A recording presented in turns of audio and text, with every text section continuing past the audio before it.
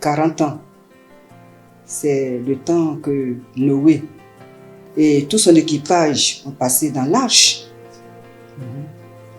40 ans, c'est le nombre d'années que les enfants d'Israël aussi ont passé dans le désert. 40 jours, c'est la période que le Seigneur Jésus a passé dans le désert, dont le chiffre 40 en lui-même est un symbole. 40 ans pour l'église, le chandelier représente beaucoup. Parce que 40 ans, je pourrais dire que c'est toute une vie, toute une génération. Et moi, je crois que j'ai une grâce de ce que ce mouvement tient encore. C'est une grâce de Dieu. Et c'est Dieu lui-même qui est au devant et nous, on ne fait que le suivre. Nous allons fêter avec ce pagne nos 40 ans. 40 ans, ça fait beaucoup. Là aussi, nous avons tellement de raisons de louer ce Dieu-là, de l'adorer.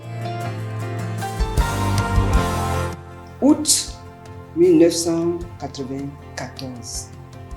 C'est à l'issue d'un camp que l'AFN est devenue AOC, Action des ouvrières du Christ, dénomination qu'elle a gardée jusqu'à aujourd'hui. Vraiment, je crois que ce verset est venu à point nommé parce que, comme David, c'est ça les dires de David, il a expérimenté Dieu dans sa grandeur, dans sa profondeur, dans sa hauteur, dans sa largesse. Il a expérimenté Dieu dans tous ses combats, comment Dieu l'a sauvé, comment Dieu l'a pris au milieu des brebis et il a fait de lui roi. Et devant tous ses ennemis, comment Dieu a été avec lui. Devant tous ses bienfaits-là, il dit comment rendrai-je à l'Éternel pour tous ses hauts-faits. C'est ce que là aussi veut exprimer. Comment est-ce qu'on va, après ces 40 ans-là, comment on va rendre à Dieu pour tous ses bienfaits? On ne sait pas. Et c'était bon de marquer ce temps-là pour lui exprimer notre reconnaissance.